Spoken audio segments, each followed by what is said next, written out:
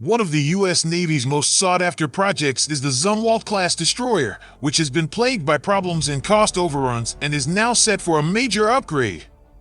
3 destroyers of the class are ready to be the first to be armed with long-range hypersonic missiles.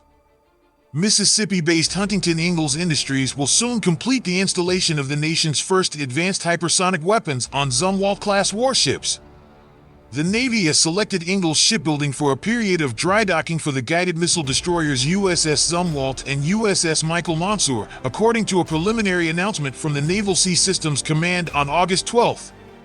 The scope of the modernization effort required specialized yard cranes for increased lifting capacity, dry dock facilities, covered assembly areas, and dedicated manufacturing facilities, the announcement said. Use of an alternative source, other than Huntington Ingalls Industries, would result in the unacceptable ship and program schedule delays and would produce adverse impacts to the USS Zumwalt and USS Michael Monsoor.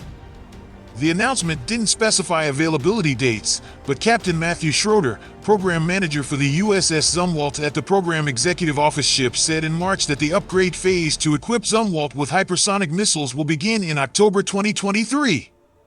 The mainstay of these Zumwalt-class destroyers is the Advanced Gun System, a naval artillery system developed to provide long-range gunfire support against shore-based targets. A total of 6 of the systems were installed, 2 on each of the 3 Zumwalt-class ships.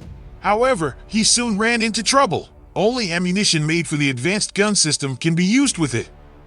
Only one version of the weapon was produced, and the Navy stopped selling it in November 2016 due to high costs. It became a security service with a value of more than 17%, from $12 billion to $14 billion. In the end, the planned number of ships was reduced from 32 to just 3. There were calls to destroy these ships, but the U.S. Navy decided to keep them. Ironically, the hypersonic missile replaces the Advanced Cannon System, a unique feature of the ship.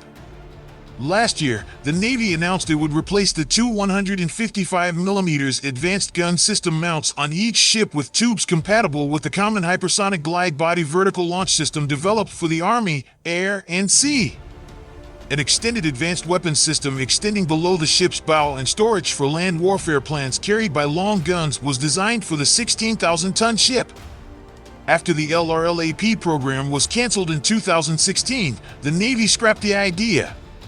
Under the plan presented by the Chief of Naval Operations, Admiral Mike Gilday, it was intended to place 2 common hypersonic glide modules on the ship's port without removing the 2 155mm AGS guns. To make room for the normal hypersonic glide body, which is larger than any weapon in the U.S. Navy's inventory, the entire body must be stretched by 5 platforms, 2 barrel houses, installation systems, transport means, and ammunition by October 2023.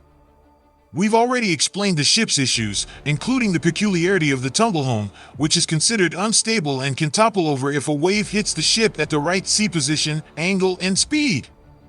In addition, flexible embedded power systems have software defects that lead to many performance issues. Frustrated by these problems and the inability to intercept the Zumwalt ships, the Navy eventually decided to convert the Zumwalts capable of attacking amphibious assault ships into amphibious platforms Blue in 2017.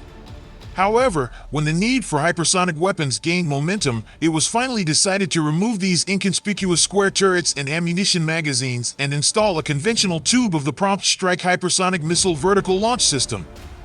According to a statement issued by the Department of Defense, the Common Hypersonic Glide Body was launched and traveled at hypersonic speed to a target impact point. It was revealed that the weapon's warhead, guidance system, wiring, and heat shield would be incorporated into the Common Hypersonic Glide Body.